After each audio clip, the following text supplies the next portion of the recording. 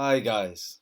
If you remember last week, we were looking at Thomas Hobbes and his work Leviathan and his theories about the origins and purposes and rights and prerogatives of kings and governments.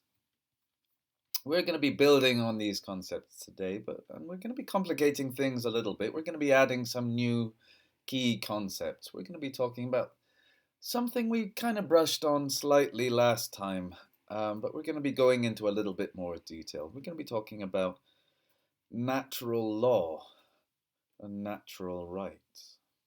And we're going to be moving on forward in history about 40 years and looking at another 17th century philosopher who wrote about all these things, John Locke. Natural rights, natural law is perhaps the keystone political idea of the political philosophy of John Locke. He wrote all this down in a work of 1689, so 40 years after Hobbes's Leviathan was published.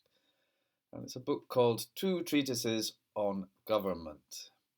The first treatise we don't really need to worry too much about. It was mostly a rebuttal of the idea of the divine right of kings based on the Bible. John Locke rejects the idea of divine right, but his own political philosophy is not entirely secular. He was a religious man, and perhaps unlike Thomas Hobbes, he was genuinely religious. He does base his political philosophy on a kind of theology, but certainly not a biblical scriptural theology. It's not the law revealed to Moses on Mount Sinai or anything else like that.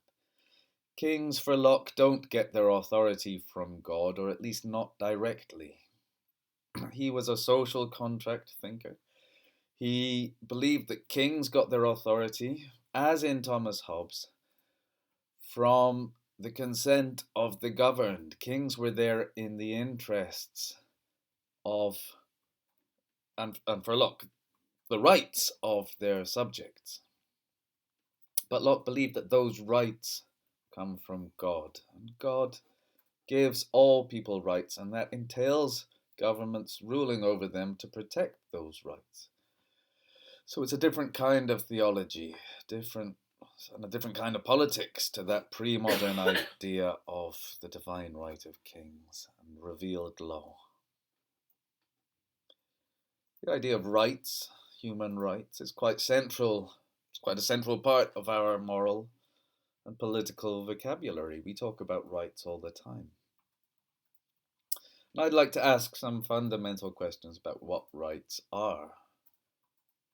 What are your rights, for example? I'm sure you wouldn't have too much difficulty naming some human rights. You could say the right to life, and by extension all the things you need to live, water, food, medicine, the right to self-defense. You might say you have a right to work, housing, education, a free and fair trial, legal counsel, freedom of speech, freedom of assembly, freedom of association, a right to dignity, perhaps. We could go on listing these, but more importantly, I want to get to another question, which is, how do you know? What did you consult to come up with this list? One answer to that question is, well, I'm a UK citizen, so if I want to know what my rights are, I go to the basement of the House of Commons, where UK laws are all written down on vellum. All UK laws until recently had to be written down on animal skin. Oddly. But you could then say, well, this is just British citizens. I was asking about human rights, regardless of their country. So you might go to the UN. They have it written down on a document called the UN Declaration of Human Rights. But what gives the UN its authority? More to the point, are your human rights just what the UK government or the UN or some other organization or body says they are? If the UN decided tomorrow that you don't have a right to free speech, for example, would that right then disappear? Or would the right still exist but simply be infringed by these organizations? In other words, do these authorities create rights, or do they simply recognize them and write them down, codify them?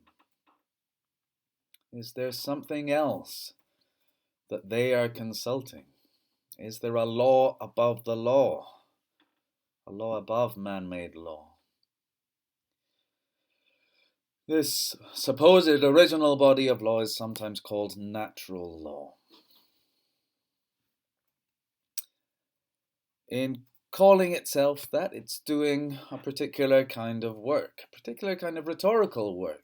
People invoke nature all the time for the purpose of making judgments about right and wrong. We look to nature to tell us what to do. When we say something is natural, we usually mean it's okay, it's permissible. And when we say it's unnatural, we very often mean it's not okay. A homophobe, for example, might call homosexuality unnatural, which you might reject, obviously. If the homophobe invokes nature and natural law as a set of prohibitions, what you can't do, there's also the possibility of seeing nature and by extension, natural law is a way of justifying or legitimating certain acts. You can see nature as giving rights. And rights are really just a kind of prohibition on prohibitions. They describe what someone shouldn't be allowed to stop you doing. And starting partially in the 16th, but mostly in the 17th century, philosophers started seeing nature as providing rights and freedoms. Nature provided a sphere of freedoms to which the state should aspire. And John Locke, was very influential in that. So we have two types of law. The law of the land, the law that's written down or declared by some earthly authority. And that's called positive law. But according to Locke and many others, there's also this natural law. Natural law gives you natural rights, and the decisions of the powerful should be held up and judged against these natural rights. Natural law is eternal and unchanging and applies to every human being. And in the 20th century, people started increasingly to use this notion of natural human rights to hold and judge and legally prosecute the powerful. These guys on the left here are Nazi leaders on trial in Nuremberg for crimes against humanity. And on the right, you have Adolf Eichmann, who was one of the main architects of the Nazi Holocaust, who was tried in Israel in the 1960s for crimes against the Jewish people. These people committed hideous acts, to be sure, but these acts were not crimes according to the legal system of Germany at the time they were doing them. And not only were they not crimes, it would have been a crime under German law to refuse to do them. That's what Eichmann famously said in his defense. I was just obeying orders. But the judges in these cases said, nope, not good enough. If these acts aren't crimes, then nothing is a crime. There has to be another kind of law that we can hold these men accountable to, a natural law. There have to be other kinds of rights that these men can be said to have violated. Where to find or discover these rights? Well, when we call them natural rights, we're kind of suggesting that these are discoverable in some way in nature. It's maybe a dubious idea. Nature doesn't seem like a place where rights are much respected. Lions don't recognize the rights of gazelles. But I think perhaps something like this idea seems to be being invoked by Nelson Mandela. Nelson Mandela was president of South Africa in the 1990s, and before that, a long-suffering campaigner against the racist apartheid system there.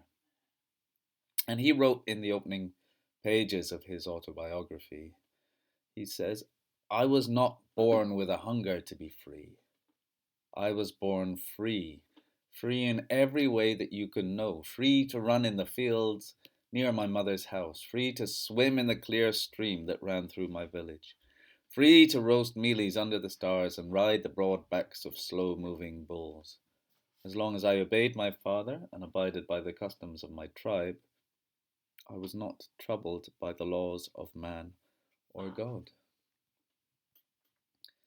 Mandela sees civic freedom, the kind of freedom he was trying to achieve for his people, and civic rights, not as something one creates from scratch, but really as something that you recover, that you get back, you have returned to you from an original natural state.